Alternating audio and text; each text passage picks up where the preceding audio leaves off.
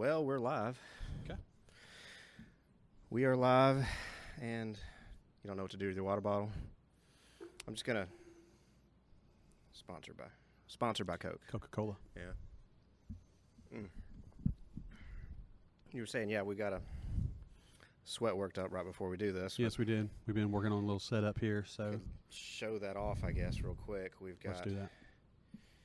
this going on behind us now, and the huge mess of things, and we moved some couches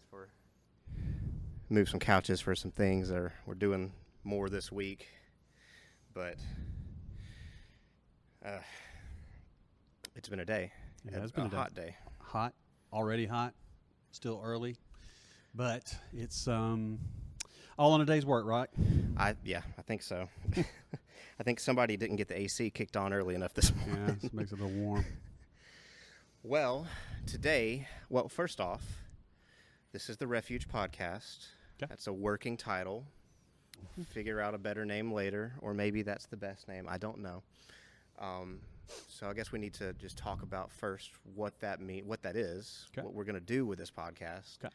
And basically, I'm going to host this podcast. It's an interview thing. We're going to have different people on every week, and just we're going to talk about all kinds of stuff. For example, this week I've brought Keith, the pastor of this church, on, and we're going to talk about a little more of a heavy topic this week, just kind of how this pandemic has affected the Refuge and Wesley, and kind of even just affected our families and our lives and stuff. How it's how it's we're an handling important topic. that. Yeah, very much I think so, and I don't think we've addressed it really too much, especially interpersonally. I don't think we've addressed it too much. So I think it'd be important to kind of get that out there, just some of the inner workings of what we're trying to do, and some days it's like we're almost just at a crawl trying to like struggle and get something to work right, and some days it's like, okay, yeah, I think we found our stride, and you just really never know. Well, things keep changing. You just don't know how things are going to go, and one day it's one way, another day it's another thing, and much of this is just out of our hands, and we're just do the best you can. That's all you got, right? Yeah, absolutely. I mean, just the look of this room is work in progress. Work in progress, figuring that out. But yeah, I mean, what? I'll give you the floor first. What do you got? Like, how has? We'll start with the Refuge and Wesley. How has the pandemic really affected it the most? I have been in ministry since 1996, so that's between 20 and 30 years, and I have never ever faced anything quite like this. It has been the most challenging time for leadership, and that's not just true of this church. That's true of every church where I've talked to pastors, and we talk to pastors a lot. We meet, we do Zoom, we're trying to figure out what's going on. But I mean, it's just been a very, very heavy time, and it's not just for us. It's for teachers are going to be starting school this week. We've got Decatur opening tomorrow, Hartselle open Monday, Priceville opening as well. So all the administrators. I talked with one the other day. She was saying, we have worked all summer. This is the hardest working summer they have ever had. And she was talking about how, she could have retired and hung it up, but she wanted to, she enjoyed the challenge of it. She said likewise, she has never faced like anything like this either. So, it's not just tough on the church. It's tough on schools, it's tough on business, it's tough, and it's tough on people individually and families for sure. So has been the case for our family as well. Yeah, I think for a teacher right now, that's got to be because there's a lot of plans being made, and there's a lot of plans being made over the summer, and they're changing constantly. So you really, I mean, as a teacher, do you even know what's going to happen the next day, or well, I mean, in this case, you really don't, because there's a possibility that once you get to a certain level with the COVID numbers, that their school's going to shut down. So it may be that all the plans that are in place right now are going to change quickly. So, and again, that gets into everybody personally, especially those who have children. So, Yeah, absolutely. I think so. For the church, Mhm. I mean, obviously we had to shut the Wesley campus down, right, and I think most people would agree that was the right thing to do. right. Not that we had much of a choice. No, of we course. didn't. We didn't. And then what we tried to do first, well, what did we try to do before we did drive-in? What were some of the things that we were tossing around? Well, we were just we were just looking at everything from different angles, and really the first thing that really surfaced was drive-in. Yeah. And it turned out to be a great opportunity for ministry for our new campus that kicked off in January. And it was really interesting how that happened, because it was, I don't remember if it was Eddie or Ross first, but one of them, as a joke, said, why don't we just get one of those FM transmitters and do a drive-in church? Exactly, yeah. And then the other person at some point said it a little bit more seriously, well, why don't we just do a drive-in church? Right. And then you called me one day and said, hey, they had this idea, why don't we do drive-in church? And I'm the pessimist and the one who's always like, is that really the best thing we could do? And I'm like, I don't know. But I got outvoted. So we did it. Right. And it turns out it worked. It was good. Yeah, it worked. It didn't just work. It was good. Yeah, it was. It was good. Yeah, and it continued to evolve over time, but then we got into the meat of summer. Temperatures were high, weather patterns were unpredictable. You got rain. You can't leave, thousands of dollars worth of equipment sitting out, and expose it to rain. Yeah. So there was one morning we had everything set up by, I think it was 9 o'clock, with worship ready to go at 10 or something like that. And there was a cell coming towards us like, oh, no, pack up and run. So we packed everything up as quickly as we could, and then we went over to the Witt House, and big shout out to Jody and those at the Witt House for being so flexible with us and helping us out Absolutely. during those beginning weeks. So, yeah. Yeah, and that's there was some weeks even before that one where we had to literally pack up and run before it started raining on us as soon as we were unpacking at the Witt House, where we knew rain was coming. And so we made the calls to go ahead and pre-record or live stream, in one case at the Witt House even. Right. In fact, I think that was Easter. Yes. It was Easter. We got to record live stream at the Witt House. Mm-hmm. Or no, we recorded because it rained. There was cells coming in on Easter Sunday. Mm-hmm. So we recorded that on Saturday. Yeah, that was further away than yesterday. So that was a while ago. It feels like forever ago now. Yeah. In fact, that was our first adventure into trying to premiere a video on Facebook. Right. And we learned a lot of lessons for that Easter video. We learned that lighting is important. Right. And what you put in the background for an online video is important. Right. We have discovered that that what you do on Sunday morning and what you do online, they just don't. They're not always. They're not the same. It's different. And we've been working hard for a good while trying to shore up and make our online ministry, quality. And I think, my opinion, and from what I've heard from others, we've done a pretty good job, and we've had good help. So thank you, Jonathan, and the rest of the team. Want to say thanks to them, Emily and Joanne and Lisa and everybody else, Tarina, Brian, Cliff, Hensley, everybody who's been playing in the band. They've been very flexible, and we're thankful for that. But it's been a journey for sure. Yeah, it's a journey is a nice way to put it. If you call climbing up Mount Everest a journey, mm-hmm. Which in some days it could probably feel like that. I imagine for you and your family especially. Yeah, it's been. On the one hand, there's been a lot of blessing in it. Mm-hmm. It hasn't been, I've gotten to do some things that I spend up much more, with school being out since mid-March, I guess is when they canceled. We got to, we were in lockdown in the beginning, and we got to spend a lot more family time together, and we put more dinners on the table, got to eat together a lot more. We try to do that, once, twice, 3 times a week anyway, but, and used to do it every night, but just with teenagers and whatnot now, it's a little more difficult than it once was. But so there's a silver lining in all of this. Michelle and I have got to spend some more time together. Sometimes I'm not sure she would agree that was a good thing, but it is what it is, right? She knows me.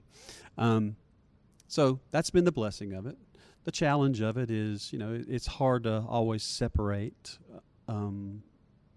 work from personal, and so there's been frustrations. We've wrestled with: do you open? Do you close? When do you open? How do you open? Does it make sense to open? It's just, this has been hard, and you come home and you've wrestled with these things all day long. Then you come home and it's just Yeah, no, I get that.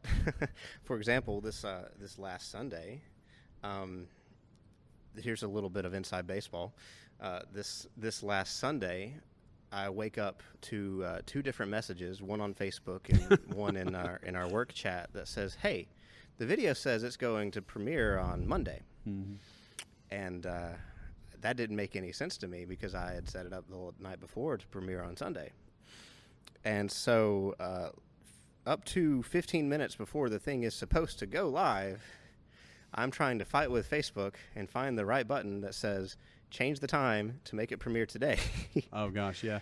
Lisa sent me a message. She's like, you know what's going on? I'm like, I don't know. I thought we were squared because I saw the notification, but I wasn't aware that the notification was coming for a different day. So good catch, Lisa. Good catch, Jonathan. Thank you to the Facebook comment that alerted to me at first. I can't remember Mary. That's right. Yeah. Thank you, Mary, for letting us know, because had I not seen that comment, I don't know if I would have caught it in time.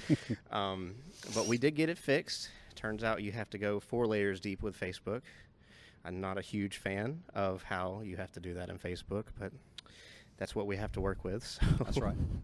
So you play the card you're dealt. That's you right. do. You play the card you're dealt. We got it fixed, and Rachel was definitely the brunt end of my frustrations. Not me yelling at Rachel, but she had to be there as I'm frustratedly yelling at my laptop trying to figure out how to fix this thing before we run out of time. So she's seen that a lot. She sees that. And technology is great when it works, right? It's wonderful. Like for right now, like who knew you could record all of this off of a single My iPad? first podcast. Yeah. Hey, mine too. But I watch a lot of podcasts, so I think I'm an expert enough to make this happen. So, okay.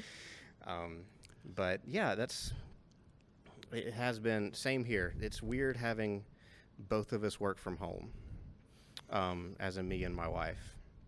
We have 2 different desks in the kitchen on like 2 different ends of the kitchen, and we have a screaming toddler running between us, and we're both trying to work. Yeah. But I imagine a lot of households are having a very similar setup right now. Yeah, so. Yeah. Our deal is, we have 5 children. For those who don't know, we have our oldest is a girl, and then we have 4 boys. But a common theme for us always, not just during time of pandemic, is this: what are we going to eat? And it's like, and I do a lot of the cooking in our house, and so, yeah, that's been fun. Yeah, we cook our dinners at least, but sandwiches for lunch, I think. Right. Yeah, we eat a lot of sandwiches. Sometimes we cave in and we have DoorDash deliver us something, but I've never done that. I don't advise it. Oh. It's I'll take Five Guys for example, because it's my favorite thing to have DoorDash deliver to me. But I shouldn't, because not only is the menu item on DoorDash more expensive, then you have the delivery fee on top, and then you have a tip on top. So if I just ordered it straight from Five Guys on their website and went and picked it up myself, which that's kind of a drive for me, at least I'm way unpriceful, it would be at least $10 to $12 cheaper. But time is worth something too, I suppose. I try not to do it very often. It used to be a thing for me and Gwen every Friday, but that was back before Corona. Date night. Yeah, it was lunch. It was Gwen and I's lunch date every day, Friday. Yeah, date day, I guess. We both enjoy some Five Guys and fries. There you go. But we're trying to scale back on that now. So, but It's been tough, but What's been the greatest frustration for you in all this? the greatest frustration. Yeah. I've got a few, but let me give Sure. you the one that I can share publicly. Okay. Okay. I think it's been frustrating. I don't know. I guess I could come back to the office, but then I'd be leaving my wife with Right. our toddler alone at the house. Right.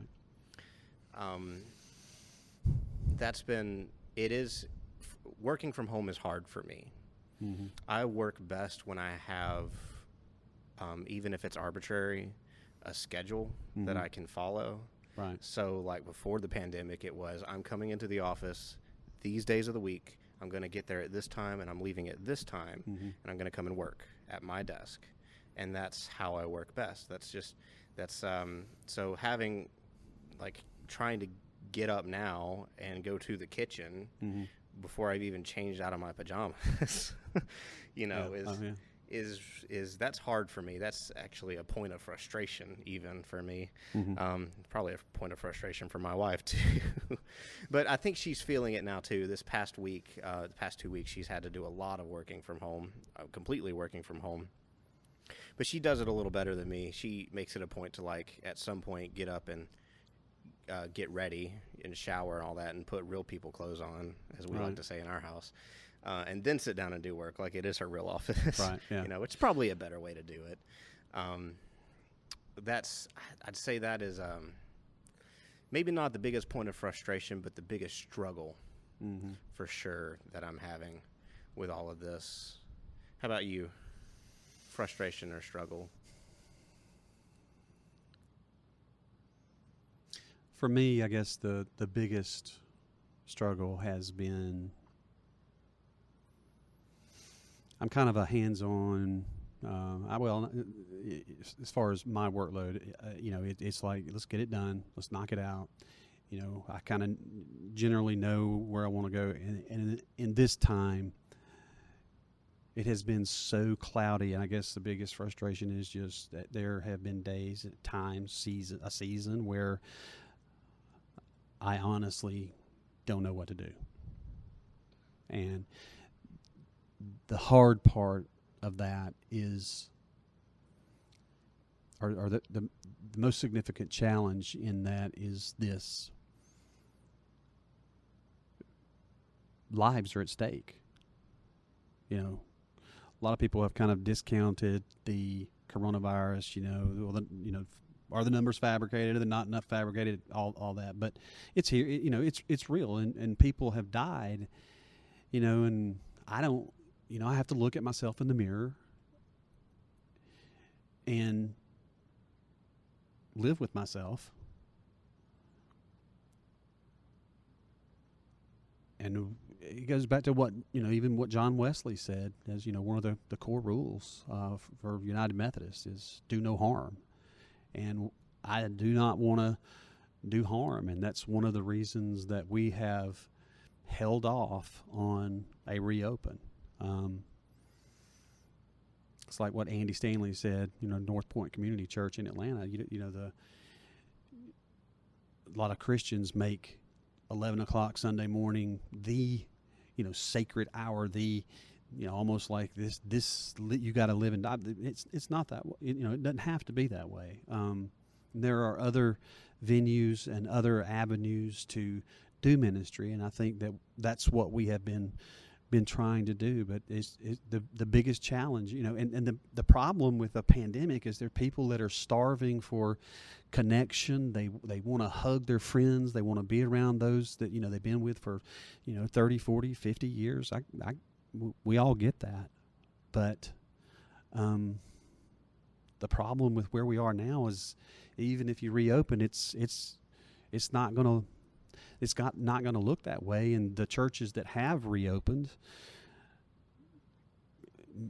95% of them, or whatever the number is, have not gone well. Most churches are opening somewhere between anywhere 10 and 40% of what they had before. And if churches were already kind of trending downward, that's it just kind of feels I find, that's That is a struggle. But that's not my struggle. It's just, Yeah. what do you do? I don't know if anybody has an answer. No. That's got to be a frustrating thing, is there's a struggle with no answer. Yeah. There's a conference that happened this last week from another local church. Mm-hmm. It was about congregational worship. Turn my phone off. Yeah, I had to. My watch is going crazy here and trying to ignore it. But they threw a conference about congregational worship, which I won't get into a lot of the details. Because I haven't got to listen to all of it. I got to catch one piece, which I found was really fascinating. And even then, I don't have all the information because it seems like each piece kind of ties into each other. But the one piece that I was listening to was talking about, his argument that he was making a case for was that professional worship is a bad thing. That's how he titled it. I think that's a bad title, because he wasn't making the case that you shouldn't pay worship leaders. He was making the case that essentially, and I'm way oversimplifying, honestly, I should just drop some links or somewhere and tell everybody to watch this, but essentially having all of the focus drawn to the stage where the worship team is, and having the whole brunt of worship being held by just those people on the stage is a bad thing. And his argument was because it's the congregation's right and command in the Bible to worship and to sing, even specifically. And so if the group on stage is the only one doing that, and if everything in the room is driving that point, Right. then they are taking that away from, or even stealing it, I think was his words, I can't remember, from the congregation. And, he had a lot of points to that. But if you take that as true, and I kind of do, I think a lot of churches and worship leaders out there would agree that it's always a struggle to get your congregation to sing with you. If you even on that value alone, how in the world do you have congregational worship online only? Right. And that is like a question that is just like, I can't get out of my head, because one, I don't know how to do it, and two, I don't know if we tried to do it, I don't know how to gauge how successful it is, because we're not in everybody's home. Right. And three, even if we tried something and we had a measurement that told us it was successful, how do we really know that's what it is? I really don't know from a technical point or just a spiritual congregational church leadership point. I don't know how to do that only online. Yeah, it's like we were saying a few minutes ago. What you do in person doesn't automatically transfer over to online. And the thing about worship is worship should be, or in my opinion, should be not a one-way conversation, not information just being transmitted to somebody else. It should be participatory, which singing, but not just singing, also with the message. How you even though some congregations like Methodists don't say a whole lot during worship, there's not a whole lot of shouting like my grandmother talks about when she was growing up, but there's a dynamic there and a spirit there between not just the worship leader and the people, and not just the pastor and the people, but between the people, where there's this thing going on, and it's hard to figure out how you capture that and integrate that spirit in an online environment. And we're gonna try something a little bit different this week with worship. We're going to take the worship and we're going to shorten it up just a little bit, because one of the things we've learned and heard from and have been getting hammered about is the whole thing that we're offering is entirely too long. So we're going to shorten it up some, and then allow people to speak into that through our website, through a form that we have, and then we're going to go live on Wednesday, and we're going to do this as an experiment. It's not going to be, if it works, great. If it don't work, great. But that's what you do during a pandemic when there's so much uncertainty. You just try things and try to make a difference. So, but we want to make it more dynamic and less passing it on to them, but just make it so that there's some flow between us. So we'll look forward to seeing what happens there. Yeah, we really want this to be a window and not a mirror, right? Yes. Trying to get, like, we've done this going one direction a lot. The feedback and the interaction, I think, is the better word. Feedback is one thing, feedback is great, but what we really are missing and what we're really trying to capture now is that interaction, which is probably the first step in really building this online church idea. And I will say that the Refuge has been good from the get-go about adapting. Right. Trying an idea, if it doesn't work, throw it away. Right. Keep moving or fix it or whatever. So that's definitely where we're going. I'm excited to see how this one plays out. I think we have a winner, but what do I know? I mean, I didn't think DriveIn was going to work. And we'll know soon. We'll know soon.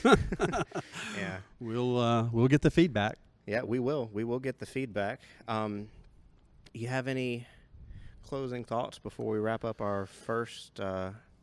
Yeah, and I just want to say something to people who are part of churches. This is not just Wesley. It's not just the Refuge. It's to people who have church home. They were going to a church home and their church has been closed, or it's not the same as it was beforehand.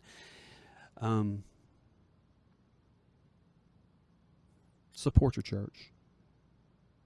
And in this time where there is, digital's not going away now. And one of the things that's easy to do is we get, into the clickbait, the eye candy, and one of the things that it's easy to do is, well, I don't really like that, so click. We just keep moving along. In the meantime, your church has been, wherever your church is, they're working hard. They're doing everything that they know how to do. I haven't had conversations with a pastor yet who's just thrown his hands or her hands in the air and said, we're done. They're doing the best they know how. So, not just that, but send your church staff a note of encouragement. They could use it. All right. Well, thank you for being on my first Refuge Good podcast. to be here. Thanks for asking me. Absolutely. I figured who better to have on for the first one. All right. And if there's anybody actually watching or listening to this, if you have a suggestion for a name, Refuge Cast, I don't know. I'm still working on that. Drop it in the comments. Send it to me. Something like that, But we'll just wrap it up for the first one. Share it. Yes, please. Share it. Like, share, leave a review on. This isn't going on Apple Podcasts, so you don't have to leave a review there. But yes, absolutely. Please share this. Mm-hmm. All right. Well, goodbye. Thanks.